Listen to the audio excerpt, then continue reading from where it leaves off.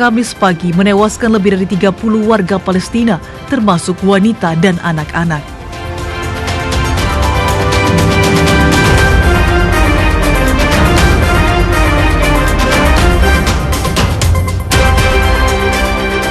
Pejabat daerah Ukraina menyatakan penembakan dan serangan pesawat tak berawak Rusia menewaskan sedikitnya 9 orang di kota Ukraina Timur.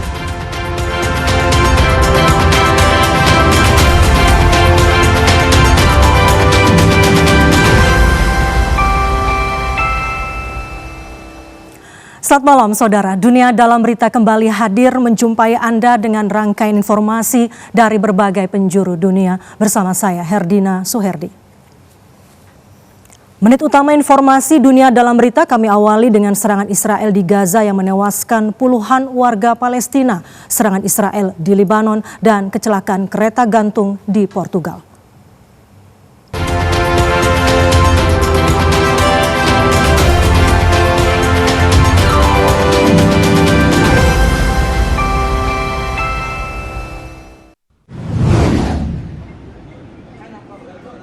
Warga Palestina berkumpul di Rumah Sakit Al-Shifa di kota Gaza, Gaza Utara hari ini di tengah puluhan jenazah korban serangan Israel. Otoritas Kesehatan Gaza mengatakan tembakan Israel di Gaza menewaskan sedikitnya 31 warga Palestina sejak Kamis pagi. Sebagian besar korban berada di kota Gaza yang sekarang hanya berjarak beberapa kilometer dari posisi pasukan Israel. Warga mengatakan pasukan Israel membombardir distrik Zaitun, Sabra, dan Sejaya di kota Gaza dari darat dan udara. Tank-tank Israel bergerak ke bagian timur distrik Sehradwan, menghancurkan rumah-rumah dan menyebabkan kebakaran di perkemahan tenda warga Palestina. Kementerian Kesehatan di Gaza melaporkan sedikitnya 84 warga Palestina tewas dan 338 lainnya terluka akibat serangan Israel di Gaza selama 24 jam terakhir. Jumlah warga Palestina yang tewas akibat serangan Israel di jalur Gaza sejak Oktober 2023 kini mencapai 64.231 jiwa dan 161.583 lainnya luka-luka. Sementara itu, bentrokan pecah antara warga Israel dan polisi di Yerusalem selama demonstrasi besar di luar kediaman Perdana Menteri Israel Benjamin Netanyahu. Demonstrasi ini menandai puncak dari protes sehari di Yerusalem menuntut diakhirinya perang di Gaza. Banyak warga Israel berkerumun di dekat parlemen Israel Knesset berharap suara mereka akan didengar oleh pemerintah. Mereka menentang rencana PM Netanyahu untuk mengambil kendali penuh atas seluruh jalur Gaza. Di Yerusalem, para pengunjuk rasa memanjat atap Perpustakaan Nasional Israel, memajang spanduk bertuliskan "Anda telah membunuh".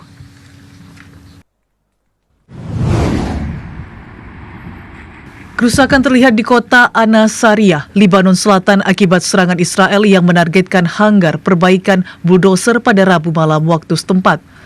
Juru bicara militer Israel Avikai Andrade dalam unggahan di media sosial X menyatakan bahwa pasukan Israel IDF menyerang situs pejuang Lebanon Hizbullah di Ansariyah yang digunakan untuk menyimpan peralatan teknik.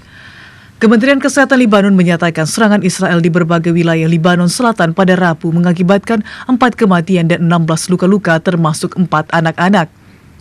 Sementara itu, juru bicara Sekjen PBB Antonio Guterres, Stepan Dujarric menyatakan serangan granat Israel di dekat pasukan penjaga perdamaian PBB di Lebanon atau UNIFIL sama sekali tidak bisa diterima. UNIFIL mengatakan drone Israel menjatuhkan 4 granat di dekat pasukan penjaga perdamaian PBB yang sedang membersihkan blokade jalan yang menghalangi akses ke posisi PBB pada Selasa. Serangan Israel ini adalah salah satu serangan paling serius terhadap personel dan aset UNIFIL sejak perjanjian penghentian permusuhan November lalu. UNIFIL mengatakan bahwa militer Israel telah diberitahu sebelumnya mengenai pekerjaan pembersihan jalan UNIFIL di daerah tersebut.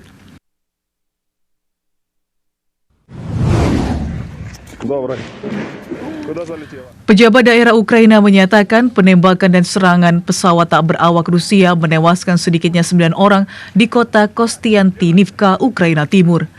Kepolisian Nasional Ukraina merilis rekaman gambar yang menunjukkan petugasnya memberikan bantuan kepada orang-orang yang terluka dalam serangan itu. Kostiantynivka telah lama menjadi pusat logistik penting bagi pasukan Ukraina yang mempertahankan wilayah penting di garis depan. Pasukan Rusia saat ini berada di sekitar 6 km dari pinggiran kota itu. Rusia membantah telah menargetkan warga sipil.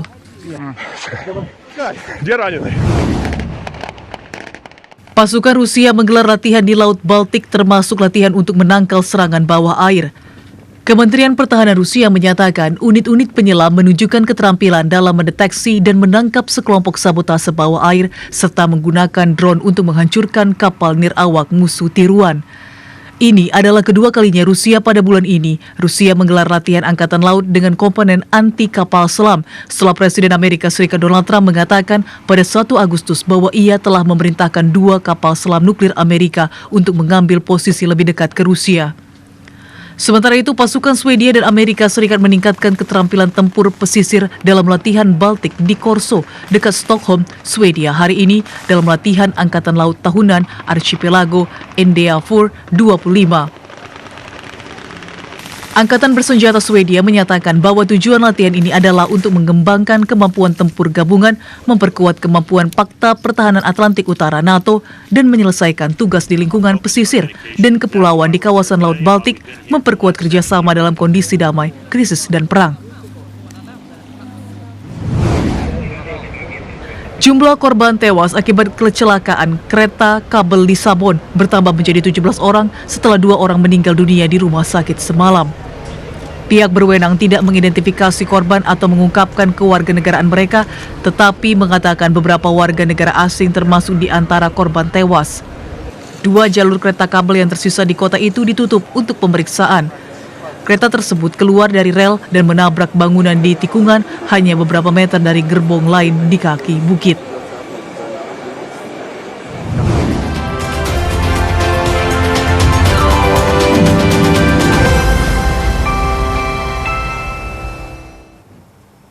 Dunia Dalam Berita masih akan kembali dengan informasi lain. Di antaranya, seorang balita Palestina berusia 3 tahun menjadi satu-satunya korban selamat dari serangan Israel di kota Gaza. Selengkapnya sesaat lagi di Dunia Dalam Berita.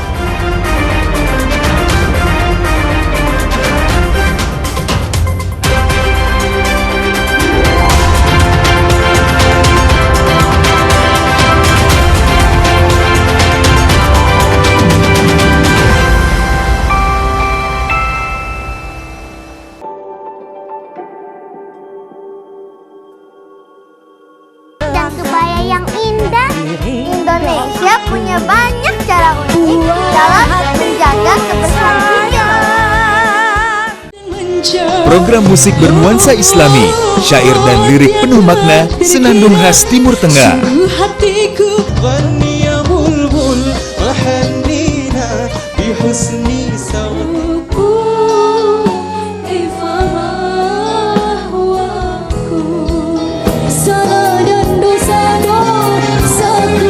Irama Gambus, setiap Kamis pukul 21.30 waktu Indonesia Barat.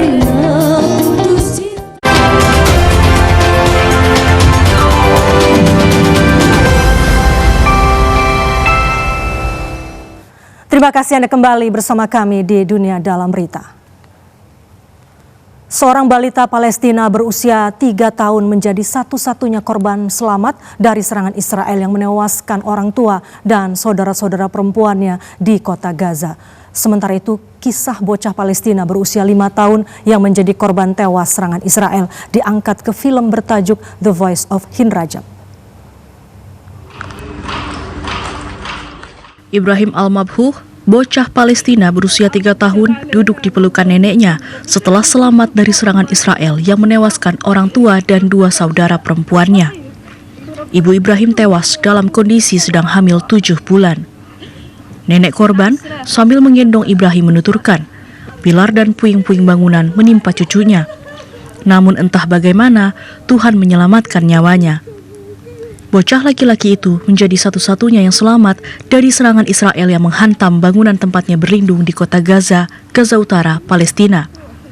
Keluarga Ibrahim yang terdiri dari 4 orang itu telah mengungsi dari Jabalia, jalur Gaza Utara, ke kota Gaza. Sementara itu, permohonan terakhir yang memilukan dari seorang gadis Palestina berusia 5 tahun yang terjebak di dalam mobil di bawah tembakan Israel diceritakan kembali dalam film The Voice of Hind Rajab. Film baru yang menyayat hati itu diputar perdana di Festival Film Venesia. Drama kisah nyata ini berfokus pada operator telepon dari Bulan Sabit Merah, Palestina, yang berusaha selama berjam-jam untuk meyakinkan Hind Rajab yang terjebak saat ia memohon untuk diselamatkan dari mobil saat bibi, paman, dan 3 sepupunya telah terbaring tak bernyawa. Setelah menunggu selama 3 jam, Bulan Sabit Merah akhirnya mendapatkan lampu hijau dari Israel untuk mengirimkan ambulans guna menyelamatkan Hind. Namun, kontak dengan gadis itu dan para penyelamat itu terputus tepat setelah ambulans tiba di tempat kejadian. Beberapa hari kemudian, jasad gadis itu ditemukan bersama dengan kerabatnya di dalam mobil. Jenazah kedua petugas ambulans yang tewas juga ditemukan dari kendaraan mereka yang hancur akibat bom. Cucu tokoh anti-apartheid atau politik perbedaan warna kulit Afrika Selatan Nelson Mandela mengatakan yang dialami rakyat Palestina di bawah pendudukan Israel lebih buruk dibandingkan apapun yang dialami rakyat Afrika Selatan di bawah apartheid. Mandela mendesak masyarakat global untuk membantu rakyat Palestina. Cucu Mandela bersiap terbang ke Tunisia untuk bergabung dengan armada yang bertujuan mengirimkan makanan dan pasokan kemanusiaan ke Gaza untuk mematahkan blokade laut Israel. Presiden China Xi Jinping menggelar pembicaraan dengan para pemimpin negara sehari usai parade militer spektakuler di Beijing. Sementara itu Presiden Amerika Serikat Donald Trump menilai parade militer itu indah dan sangat mengesankan. Presiden China Xi Jinping mengadakan serangkaian pertemuan bilateral dengan para pemimpin asing hari ini sehari setelah China menggelar parade militer besar-besaran yang memamerkan kemampuan pertahanannya yang semakin meningkat. Delegasi dari Zimbabwe, Vietnam, Kuba, Republik Kongo, dan Serbia bertemu dengan Xi di Beijing menggarisbawahi upaya China untuk mempererat hubungan diplomatik. Lebih dari 25 kepala negara atau pemerintahan asing menghadiri parade militer besar-besaran di Beijing pada Rabu 3 September, seiring upaya Presiden Xi Jinping untuk menjadikan China sebagai penjaga tatanan internasional pasca Amerika Serikat. Korea Utara merilis foto-foto pertemuan pemimpin Korea Utara Kim Jong-un dengan Presiden Rusia Vladimir Putin di Beijing, China. Pemimpin Pyongyang mengatakan negaranya akan mendukung penuh militer Rusia sebagai tugas persaudaraan dan Presiden Rusia Vladimir Putin menyebut hubungan kedua negara istimewa. Tahun lalu, kedua pemimpin menandatangani perjanjian pertahanan bersama yang mewajibkan masing-masing pihak untuk saling membantu jika terjadi serangan bersenjata. Presiden Rusia Vladimir Putin mengatakan bahwa Presiden Amerika Serikat Donald Trump memiliki selera humor karena menuduh Putin berkonspirasi dengan Presiden China Xi Jinping dan pemimpin Korea Utara Kim Jong-un berkonspirasi melawan Amerika Serikat. Trump mengatakan pada Selasa bahwa ia sangat kecewa dengan Putin. Sementara itu, Presiden Amerika Serikat Donald Trump menganggap parade militer di China adalah upacara yang indah dan sangat mengesankan. Tetapi Trump mengatakan Amerika Serikat seharusnya disebutkan dalam pidato Presiden China Xi Jinping karena Xi adalah temannya. Presiden Amerika Serikat Donald Trump mengancam akan membatalkan sejumlah perjanjian dagang jika kalah dalam kasus tarif di Mahkamah Agung. Sementara itu kebijakan tarif Amerika Serikat mengancam industri kimia Jerman yang selama ini bergantung pada pasar Amerika. Presiden Amerika Serikat Donald Trump menyatakan Amerika Serikat mungkin harus membatalkan perjanjian dagang dengan Uni Eropa, Jepang, dan Korea Selatan. Ia menegaskan hal itu setelah pengadilan banding menyatakan sebagian besar tarif yang ia terapkan tidak sah. Trump menyebut bila Mahkamah Agung tidak membalikkan keputusan itu, maka Amerika Serikat akan menderita kerugian besar. Ia mengaku yakin akan menang dan menilai pembatalan tarif justru akan merugikan ekonomi. Di Jerman, perusahaan Hobum Oleochemicals di Hamburg, Jerman kehilangan peluang besar ketika calon klien di Detroit, Amerika Serikat membatalkan kerjasama karena khawatir terkena biaya tambahan. Direktur Hobum Arnold Mergel menyatakan proyek itu seharusnya bisa mengimbangi lemahnya sektor otomotif di Eropa. Tahun lalu industri kimia Jerman mengekspor ke Amerika Serikat senilai 10,2 miliar euro atau lebih dari 187 triliun rupiah. Mergel menegaskan bahwa banyak perusahaan Jerman kini enggan berinvestasi di Amerika Serikat karena situasi yang tidak menentu. Ketidakpastian kebijakan tarif Amerika Serikat membuat perusahaan kini mengalihkan rencana ke Asia dan Amerika Selatan. Sementara itu, Pengadilan Federal Amerika Serikat memutuskan Google harus membayar denda sebesar $425 juta Amerika atau setara 6,4 triliun rupiah atas pelanggaran privasi. Juri menilai Google tetap mengumpulkan data meski jutaan penggunaan sudah mematikan fitur pelacakan di akun mereka. Kasus ini muncul dari gugatan class action yang diajukan mewakili jutaan pengguna. Pengacara penggugat menyebut putusan ini sebagai kemenangan besar bagi perlindungan privasi. Google hingga kini belum memberikan tanggapan resmi. Laporan terbaru menyebutkan bahwa perubahan iklim akibat ulah manusia 40 kali lipat meningkatkan resiko cuaca pemicu kebakaran di Iberia, Spanyol. Sementara itu kebakaran hutan menghanguskan wilayah bersejarah di California, Amerika Serikat dan mengakibatkan ribuan penduduk dievakuasi.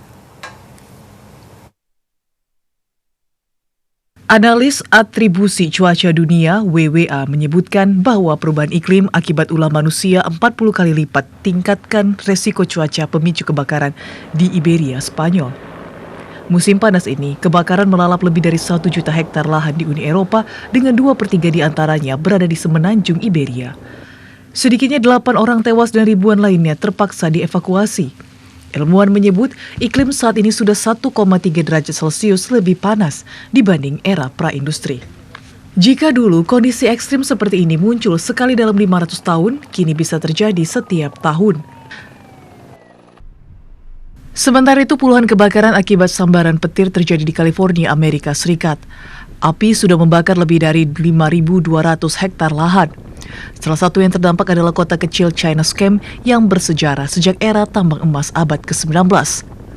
Puluhan rumah hangus dan seluruh warga kota yang kurang dari 100 orang terpaksa mengungsi. Lebih dari 600 petugas dikerahkan namun api belum terkendali. Kebakaran hutan menghanguskan ribuan hektar lahan di Tuolumne County, California Utara, Amerika Serikat. Pejabat setempat menyebut api sudah membakar lebih dari 2.700 hektar. Rekaman dari kepolisian setempat menunjukkan kobaran api bergerak mendekati jalan raya. Sejumlah kendaraan darurat terlihat berada tidak jauh dari lokasi kebakaran. Api pertama kali dilaporkan di kawasan Don Pedro Overlook Trail dan Old Pedro Road di Red Hills, Selasa waktu setempat. Pihak berwenang menduga kebakaran ini dipicu sambaran petir. Negara bagian Florida, Amerika Serikat berencana akan mengakhiri seluruh kewajiban vaksin termasuk untuk sekolah. Ahli kesehatan masyarakat menilai langkah ini dapat memicu wabah parah di kalangan anak-anak, wisatawan, dan orang yang memiliki sistem kekebalan tubuh yang lemah.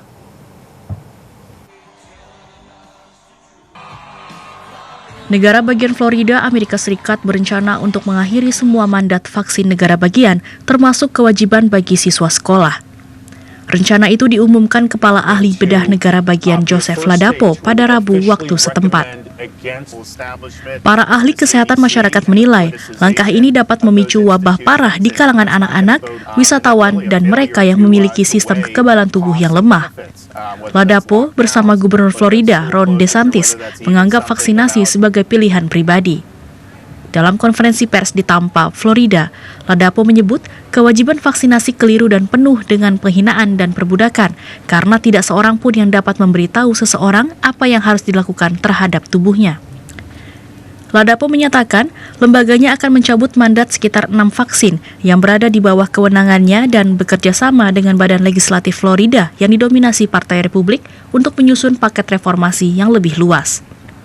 DeSantis yang merupakan anggota Partai Republik menjadikan penolakan terhadap mandat dan tindakan pencegahan COVID-19 sebagai prinsip utama pada masa jabatan pertamanya.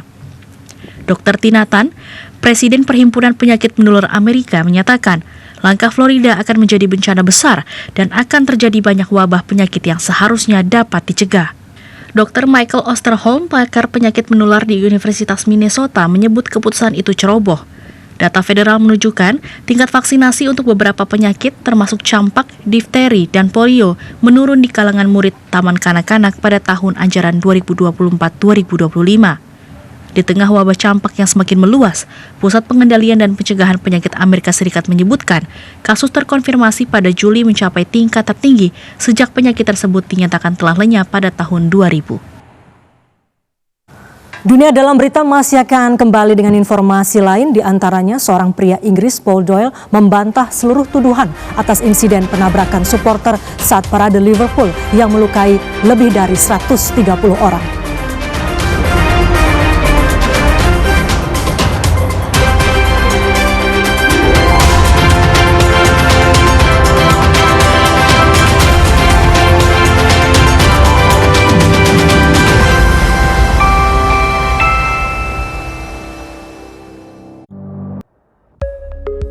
Bullying bukanlah sebuah candaan dan tidak boleh dianggap remeh. Perundungan memiliki dampak yang sangat serius bagi korban, baik secara fisik maupun psikologis. Perundungan selalu melibatkan niat untuk menyakiti atau merendahkan orang lain. Perundungan melibatkan tindakan agresif, baik verbal, fisik, maupun sosial yang disengaja. Guru sebagai pendidik, jadikan siswa sebagai layaknya anak. Ayo, ciptakan persahabatan dan kasih sayang terhadap generasi muda Indonesia, generasi sehat dan berprestasi.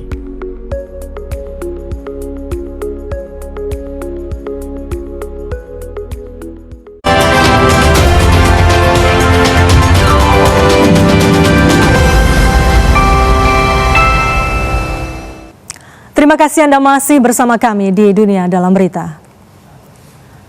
Saudara, seorang pria Inggris, Paul Doyle, membantah seluruh tuduhan atas insiden penabrakan supporter saat parade Liverpool bulan Mei 2025 lalu yang melukai lebih dari 130 orang. Paul Doyle mengaku tidak bersalah atas 31 tuntutan tersebut, termasuk tuduhan melukai dengan sengaja.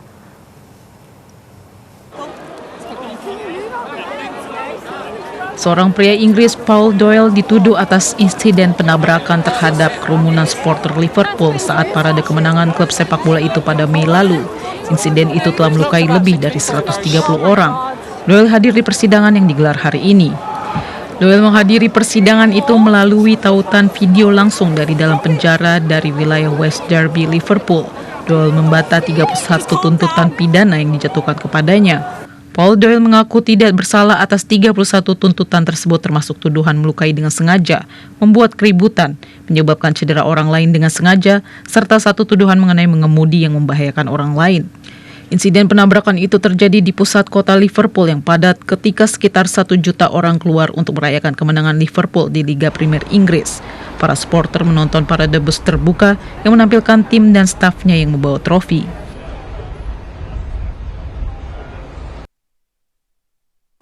Ferrari akan memberikan penghormatan kepada Niki Lauda 50 tahun setelah mendiang pebalap Formula 1 itu meraih gelar pertamanya di Monza, Italia. Perayaan ini menjadi selingan di tengah kenyataan bahwa tim Ferrari belum memenangkan gelar sejak 2008. Tim Ferrari akan merayakan kejayaan masa lalu mereka dengan harapan dapat segera bangkit dari keterpurukan saat menutup musim Formula 1 Eropa di Monza, Italia, akhir pekan mendatang. Grand Prix Italia pada Minggu 7 September menandai peringatan 50 tahun gelar pertama mendiang juara 3 kali Austria Niki Lauda yang diraih di sirkuit tersebut bersama tim Enzo Ferrari.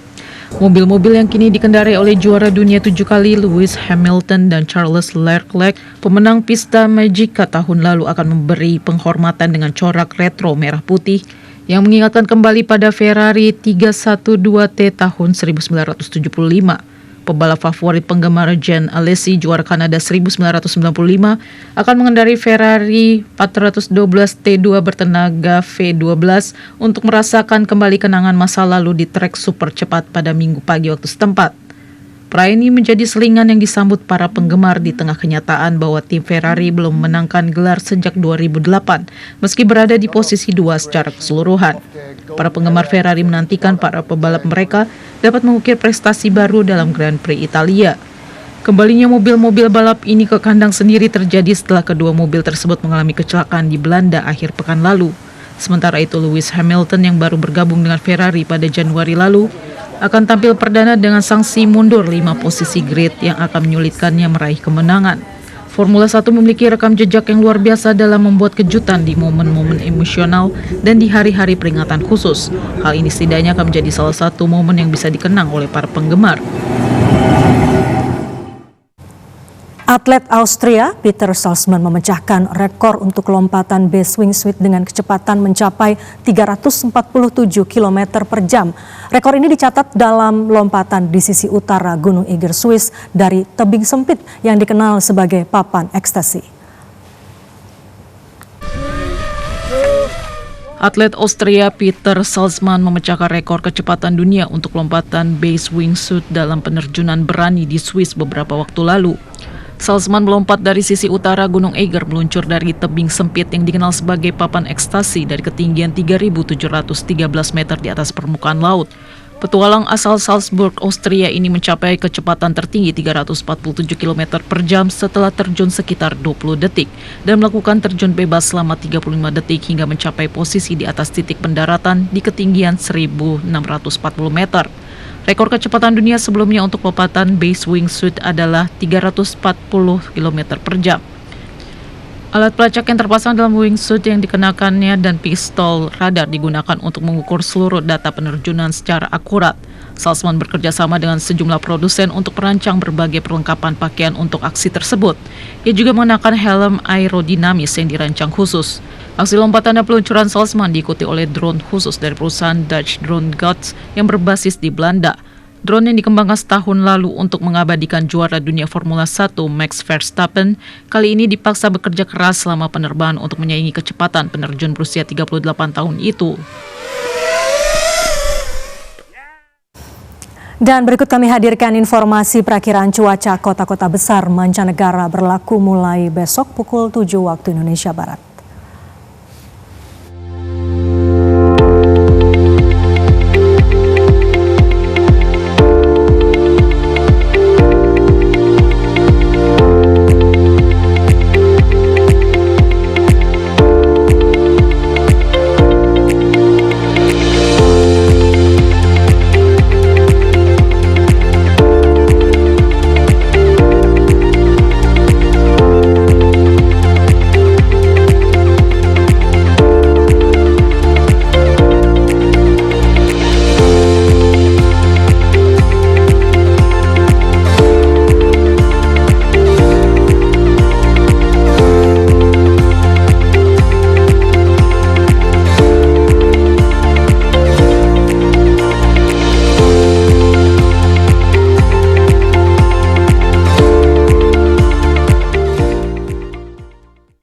Informasi cuaca tadi mengakhiri Dunia Dalam Berita malam ini. Mewakili kerabat kerja yang bertugas, saya Herdina Suherdi mengucapkan terima kasih atas kebersamaan Anda. Selamat malam dan sampai jumpa.